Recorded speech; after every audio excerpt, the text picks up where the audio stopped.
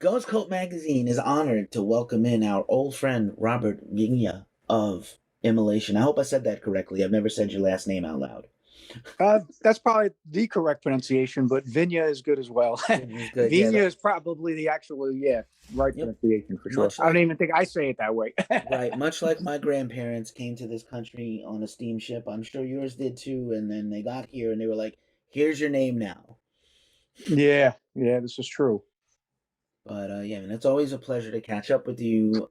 Obviously, we're here to talk about the brand new Immolation record, Acts of God, coming soon on Nuclear Blast. February Yep, 18th, I believe, is the yep. correct release date. And it's another banger.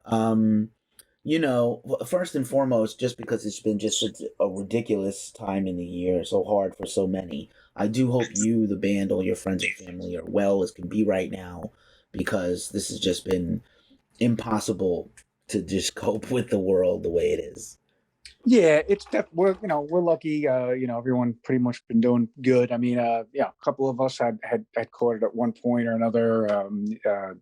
I know Ross and Alex had it at some point, and luckily they had mild versions. And this, Ross had it a while ago, and then Alex more recently. But yeah, I mean, we're all dealing with it though. I mean, it's just the world is definitely a much better place for the moment. You know what I mean? Like those first couple of years were definitely a little rough, especially 2020 was definitely an interesting one for each and every one of us, I'm sure. So it was a very strange time in our lives. Nothing I didn't think any of us would have expected, but yeah, luckily, we've come out on the other side pretty good. And as far as our local area, like New York, for instance, things have been back on board pretty much since last April. Things have been kind of like pretty much open over here, so we've been very lucky in that respect.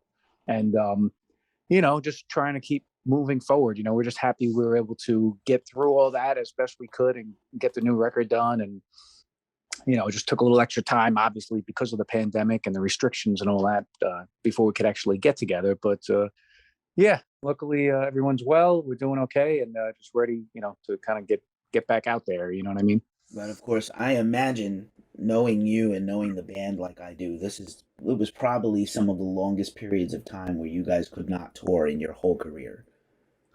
Yeah, well, it was definitely, I mean, you couldn't do anything, so, I mean, we were lucky as a band. We were lucky because we did our last cycle for Atonement in 2019, and we did a lot. We hit everything. We did the US, Canada, we went out to Asia for the first time, in Japan, and, we hit Australia again, South America. So we did everything that year. And then it was like, as soon as that year was done, December, we were finished. And then all this obviously started up in early 2020.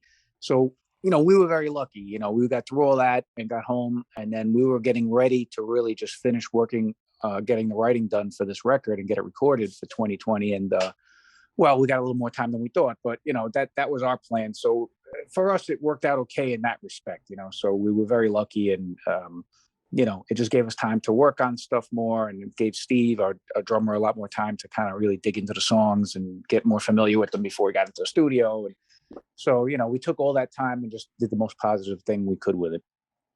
Right on. I appreciate that. And, that's what all we can all do is Yeah. just do our best right now with a ever, shifting landscape. That's all we can Yeah. do. Yep. In the meantime, though, I wonder if maybe on the plus side, obviously you guys got a little more time with your families, and even though, I'm sure it was like, a lot of people were like homeschooling their kids and sick of their spouses. Mm. um, but at the same time, the downtime is probably good for everybody in a way. I know, except for introverts, nobody was really happy to be home. But, maybe, like I said, make the best of a bad thing.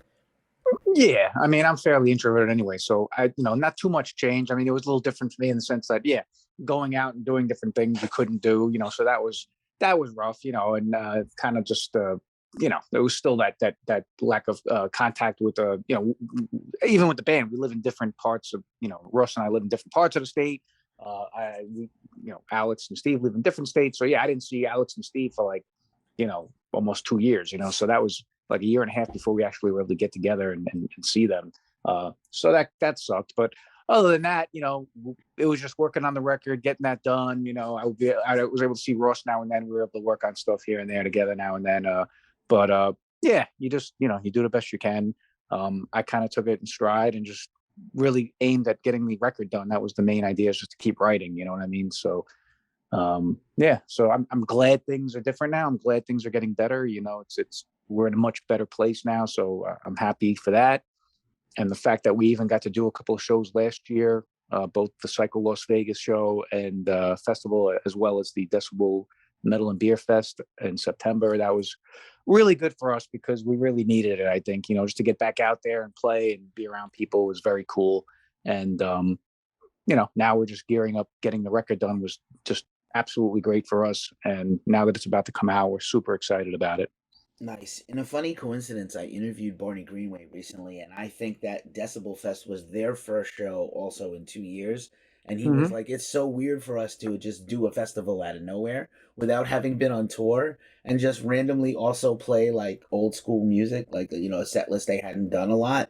So he Right. was like, "Oh man," and we were like, I was terrified for the first few minutes. It's like, can I even do this anymore? I'm so glad I'm so glad to be back, but like, what a weird thing to find yourself at. The first show back is a festival, and he was like, Yeah, you know, in good totally. spirits about it, but like, yeah, it was weird.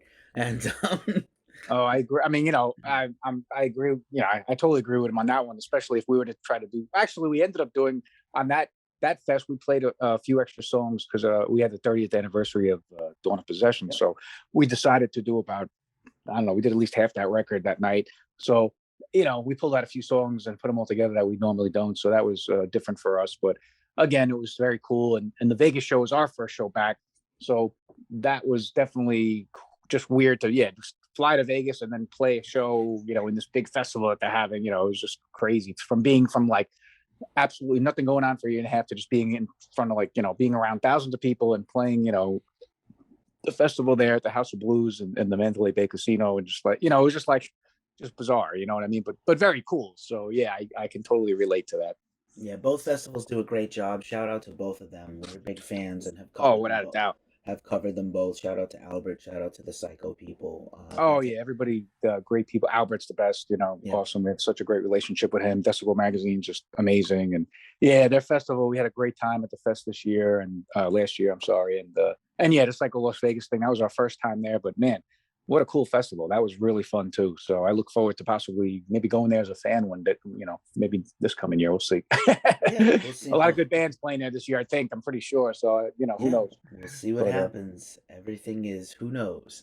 But in exactly. the meantime, what we do know is Acts of God is coming out, and let's talk about this banger of a record.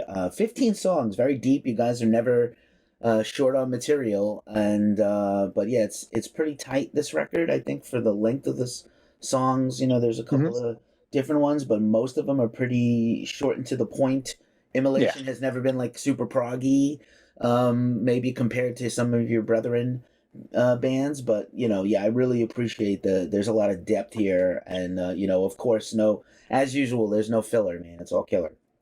Oh, thank you. I'm glad you like it. I mean, yeah, we tried our best to just be as creative as possible. Like, it's the same process we normally go through, just trying to create the best music we can for what we do and where we want to take it. You know, it's just a matter of doing our best, really, what it comes down to, like most bands, you know. But yeah, this one, the material just came out, you know, even darker and more intense, I think, and a lot of cool stuff on there. We did have a couple of, like, you know, little instrumental pieces, of course, lead and stuff here and there. But yeah, 13 full on track, you know, songs that I'm sure we'll be playing each and every one of them live at some point on the cycle for sure, because I do think they're all standalone, standout tracks, and I'm psyched about the whole thing. I mean, the production, the music, just everything, the power of the music.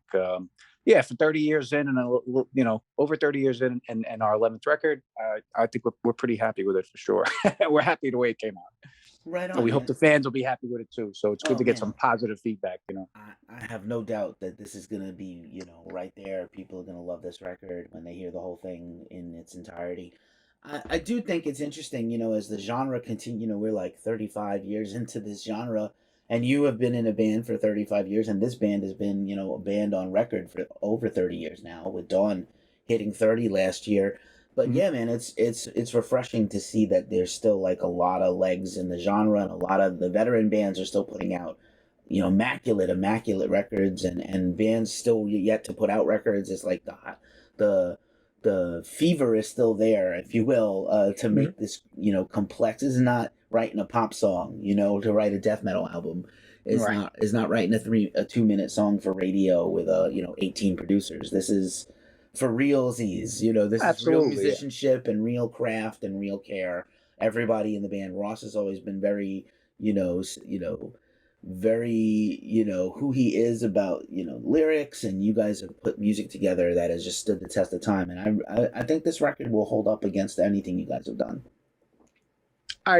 We appreciate that. I mean, that's good to hear. And we feel the same way. I mean, it's a very strong album. I think, we always, like I said, we try to do our best and just always take it to the next level of this, with this band's abilities and just, do the best we can. And yeah, we're real happy with it. I mean, we don't get to really hear the full record until we're out of the studio and it's done, because although I do pre-production with the music and you're kind of hearing the songs without the vocals, but it's not until we get the lyrics written and we put the vocals on there, and then all the solos go on there, and it's just complete with with the real drums and the real just everything, that we really get. You always think, okay, I think this one's going to be good. This should be cool. I get some ideas for this, but until it's done, you're not really hearing it until it's done. So once we get out of the studio and finally get out of the mixing stage, which is always that takes time too, and you're listening to the songs more, just more accurately, you're listening to them more technically, as opposed to like just sitting back and listening to the music.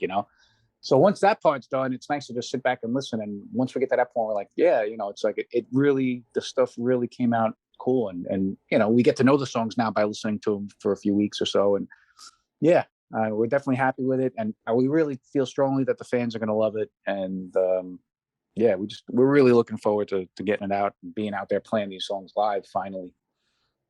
Word. When you're not making a record and you're not like, this is the record cycle and now we're getting ready to go in the studio, but just generally, and you had some downtime and you had some, I'm sure you were like, oh, we're going to go in eventually and follow up Atonement. But do you just riff all the time? Do you collect riffs? Do you record yourself? Do you jam and write kind of woodshed all the time, making riffs and saving them? Or do you just, now it's time to write some death metal songs, I'm going to jam it out?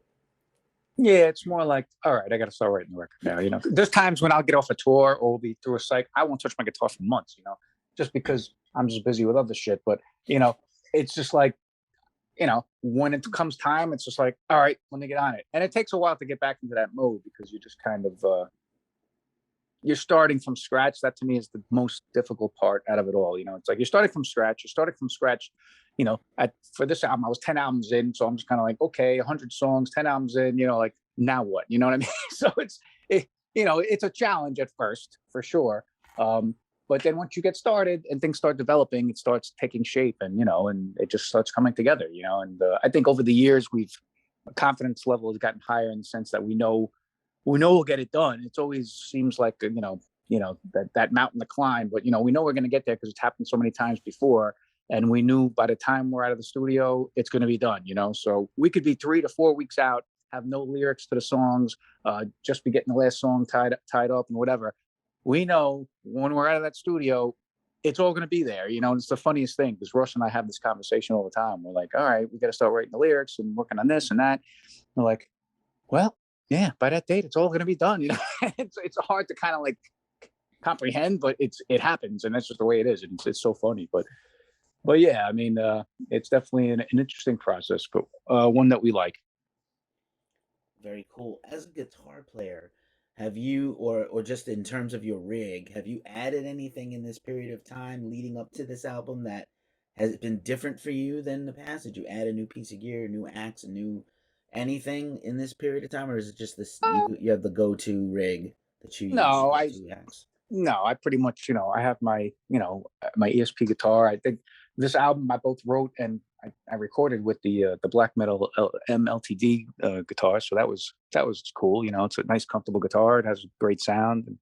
And, I use the Fishman pickups, and, we just kind of go through different stuff in the studio. And then once we're done in the studio, you have, we work with Paul Orofino in the studio, and then Zach Oren from Castle Ultimate mixes and masters it. So, he might reamp stuff, he might do certain things, and we'll talk about that with him. But, for the most part, as far as gear goes, I mean, I just sit here on my laptop, I write my stuff, I get it out to the guys, we rehearse it, and I'm in the studio and that's it. but the main go-to stuff is my ESP and my Fishman pickups, and that's the main gear we've been using as far as the guitars go. And it's nice to try different things. I mean, I like what I like, and we like that stuff, so that I stick with. I'm more about the writing stuff. Once I find the gear I like, I stick with it. So I'm not too much trying different things. And with this band, yeah, we always try different things musically, or I'll have small kind of like non-distorted interludes here and there. But it's not so much a lot of gear stuff in that respect. You know what I mean? Like, we're not trying anything like, all right, I'm going to break out a keyboard now and try this out. It's like we don't get too left field. You know what I mean? Here comes my triangle and theremin solo. No, I don't think so. Triangle would be good. Maybe a lead kazoo. Hey, kazoos are useful. Don't knock them. They just haven't No, found their place yet in death metal. that's right. I'm sure they have somewhere. I'm sure somebody's done it at one point. Someone's gonna. I'm glad you brought up Paul, man, because I feel like Paul is like the secret sauce. You have worked with him for years and years, and he really is kind of like the extra member, the 12th man, if you Sure. will, of Immolation. At least I think so as a fan and a journo. Just what is that relationship like where you guys can keep going to the well together and it stays, positive and successful? Well, he's just, we've gotten, we like him as a person. He's like part of the family. He's like our Uncle Paul, and yeah, he's a super great guy, nice guy, cool guy. And his studio's awesome. Like, this is like the third incarnation of Millbrookstown Studios. Cause quick story is that, due to the pandemic, he had to change the studio. He had to make a move, like a lot of people had to. And that being said, we kind of like knew that maybe just a couple of 2 or 3 months out of when we wanted to get into the studio. So he had made the move and dealt with a bunch of stuff that we didn't know about, and then he kind of laid it out to us once we got in touch with him, and we went up there and met with him. And once we saw the new place and everything, we were like, oh, forget it. Well, it was definitely Paul. So wherever Paul goes, his studio follows, no matter what incarnation it is. So it was great. So that being said, we were very happy to work with him, because there was a split second where we thought we might have to record this one without him. But the thing about Paul is that he makes things very comfortable for us. We have a great rapport with him. We feel at ease. When you're recording a record, you want to feel at ease. You don't want to have that. There's enough pressure, so you don't want to be with. Sure, I'm sure we could have gone somewhere else. We were even thinking of possibly going out to California with Zach because we knew he was going to mix and master it, so that was a possibility. So that would have been fine. But I mean, the thing with Paul is that we just have that rapport with him, and we love working with him. He gets the sounds that we feel work with everything. He gets the performance out of us because he's very easy to work with. He knows how we are in the studio when we're laying down our tracks and stuff. So it was just a nice. It's always a good feeling to be with him and to hang out and just enjoy the process. So yeah, we were very happy about that, especially for this record. And Steve, every record he's recorded was with us. He's recorded with Paul, so he definitely was relieved that we were going to be with Paul. So it was a good thing. So yeah, I mean, at this point, he's very much like he gets the sounds for us. He makes sure the performances are good. If I have questions about if it's going to work or not musically, more so back in the past, because now I think things are a little bit. I've learned a lot from him. So when I'm doing stuff, I know a little bit more what works and doesn't work musically. There's dissonance, and then there's just something that's just incorrect. You know what I mean? So he's always corrected me on some of that stuff in the past. So yeah, it's just a familiar thing and a comfortable thing, and we wouldn't have it any other way because, like you said, he's part of the family, and I think he just gets that performance out of us, and it wouldn't be the same recording an Immolation record without him at this point. Naturally. I think a lot of veteran bands don't have the ability to self-edit anymore, so they need that additional person to just check them and call out things. And I think, some bands, they get too big and too, it's kind of like the superstar sports player. Like, the manager's not going to tell me what to do. I make $25 million a year to catch a ball. So, obviously, like, we're not talking about the same thing here, but in music, but it's good to have that rapport with someone. And again, I think it's also the comfort with the band. You and Ross have been together for over 30 years making music. Steve's Yep. been in the band like 15, 16, 17 years. Alex is now in the band. Yeah. It's like, he was like yesterday when he came in, and now it's like 6 years. So, 6, 7, going to be maybe 7 years soon. Yep. So like, yeah. And we've known him for 30 years anyway, because he came out Right. on our first tour. So it's like, it's like a family. It is, and that's important, and it goes a long way because we all have the same idea in mind of where we want to take things. We're all on the same page. We're all into it 110%. So it all plays into that for sure. Absolutely. Nice. I don't want to lose the opportunity to also shout out this amazing album cover by the wonderful Elleron Cantor. Has done countless. All your favorite death metal album covers are done by Elleron, possibly in his father painting them. And this one's very evocative and very deep. Kind of a tar and feathering, Yeah, perhaps it happening was here. yeah, really, he did an amazing job. I mean, we were looking to go a different direction with it once we had kind of like, the music, and we just wanted to try something different. And we saw his work previously, and we were like, okay, we want to try something a little different. And we liked the way he did that Renaissance type look, but we also wanted to add that kind of, surrealist kind of feel to it as well. And so we had the ideas, and we just figured, let's see if he's available, and we wanted to try him out. And yeah, he did an amazing job, and um, he just knocked that out of the park. We just wanted it to be a little different this time, like more concentrated on just one thing, as opposed to we do. Obviously, most of our covers have been very broad scope, so this was kind of like we wanted to have a more concentrated look, and we kind of described everything to him. And then, initially, like, we were thinking about having the angels there kind of burning and stuff, that the dark rays were burning them. But then he's decided to, why don't we do like a melting thing? And we were like, oh, definitely, like that. That's exactly cool. That killed it. And then once we saw the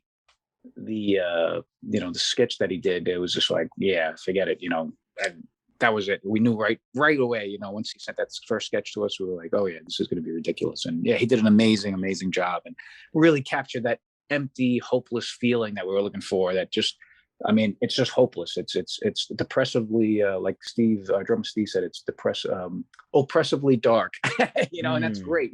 That's what we wanted. We wanted something just really dark to fit the music, and this was an especially dark record, both musically and lyrically. So we just really wanted something like that. And then we got Santiago from Triple Six Designs to do the inner pieces, because we had already been working with them for some T-shirt designs for our last tours, and we felt that he had a good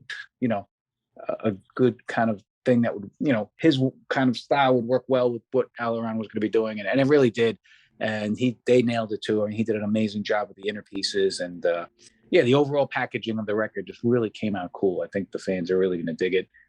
Very dark, very just sick, and, just gives you that feel, because you'll be looking at the cover art. You're going to look at the inner pieces while you're reading the lyrics, so it all ties together really nicely, and I think it just creates a good overall vibe for the record.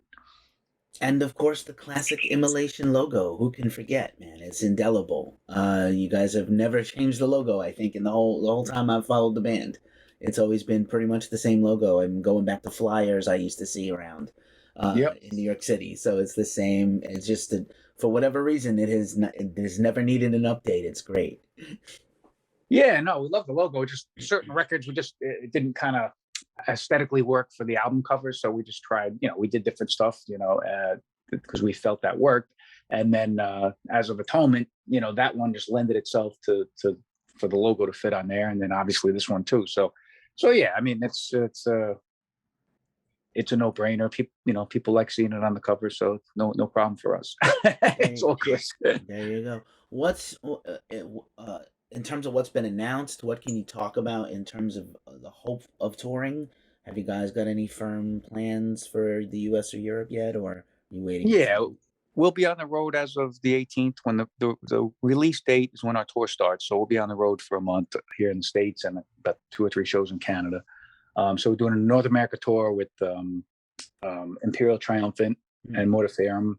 And then also on a few dates at the end there, Black Anvil is going to be joining us, because Imperial Triumphant has to jump off for the last couple of shows. So Black Anvil will join us. And then the very last show of the tour is going to be a big New York show. And that'll be ourselves, Demolition Hammer, Mortician, Black Anvil as well, and then Funeral Leech. So it'll be all New York bands for that last show at Irving Plaza. So it'll be a cool way to wrap up that tour. We're really excited about both the tour and that particular show in general. So yeah, it's going to be good to get out on the road and play the new material and just I think it's a really good package we have, with the younger bands that are really, definitely making some noise now, and all unique bands. So, Mortiferum has their style. Obviously, Imperial Triumphant is very unique. And then we have our thing going on. So it's a very good package, so we're super psyched about that. And then we do have a couple other things for the US coming up.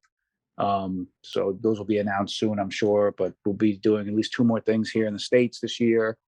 And then Europe, we have the Netherlands Death Fest, which should be happening. So we still have our fingers crossed. So we'll be doing that sometime, I think at the end of April, I believe it is. And then we're also playing a small fest in France called Dreamer Fest on that same weekend. And then Maryland Death Fest, we'll be doing a pre-show there. And that's it really for the year. I mean, we'd love to go to Europe, but we don't think it's going to happen because too many things are up in the air there, and tours that were supposed to be happening this spring, have been pushed back to this fall now. And there's just too many, questionable things happening. So it just makes more sense to probably pick it up in 2023 over in Europe, to let things kind of settle down, both because of the pandemic as well as all the touring that's going to be bunching up at the end of, this year. You know what I mean? So so that's probably the way it's going to go down for us anyway. But we're just happy we'll be out there this year in the States a lot. So that'll be fun. Awesome. I'm stoked about these US gigs. That New York gig sounds amazing. Have you had a chance to go to the renovated Irving Plaza yet? I did briefly. I went to that obituary show recently. So yeah, it looked pretty cool. I definitely did some cool things in there that I noticed. I didn't go to the whole place, but I did notice some really cool differences they had there.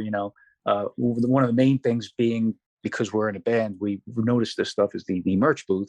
It's like it used to be at the top of the stairs. They used to just set up the tables up there at the top of the stairs.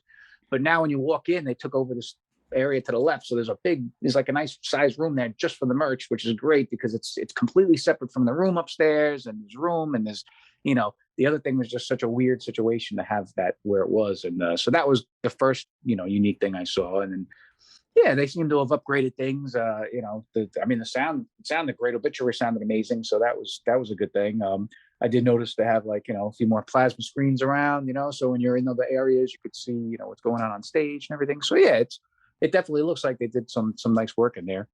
And we're psyched to play there because it's just, we've got to play there with Mayhem a couple of years back. And it was really cool. So we're psyched to be able to play there again because it's just such a classic club, you know what I mean? And to have a nice show there with all these bands from our area who, 3 of us are from Yonkers and the other 2 are from Brooklyn. So it's great. It should be a really cool event. Yeah, I'm relieved they came back because after losing Roseland, CBGB's, Lemoore over my whole lifetime, it's like, oh man, I don't want to lose one more great place. So I'm thrilled, even though I don't live there anymore, I'm thrilled that it's back and it sounds like it's awesome. So I'm glad.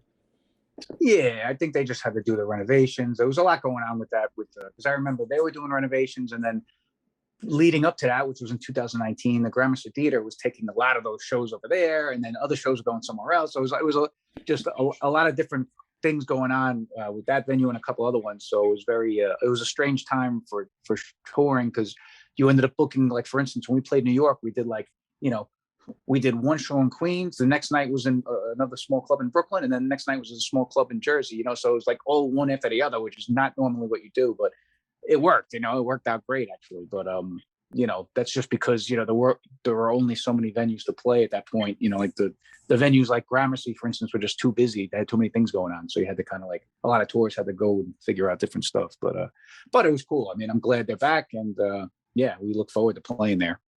Right on. I just have a couple more for you, man. You've been terrific. I really appreciate it. Yeah, no worries. This is a fun one, and I think we're going to end on some fun notes. Which is I had a personal experience where my band opened for Immolation like 20 plus years ago. And we were terrible, but you guys treated us really well. Like super nice, super welcoming, very friendly, very supportive. Even though we were not nearly as good, of course. But I just want to say that I think like the longer you go in the business, and you've been in this business a long time, you see how bands treat people. And I've seen it on both sides as an artist back in the day and now in the journalism world. And you see Right. how tours are, and you see how sort of it trickles down from the band to everybody that works with them, the professionalism, the kindness. And I want to say, like, I have heard people praise Immolation for treating them well, opening bands, young bands, and even me personally. So I just want to say thank you.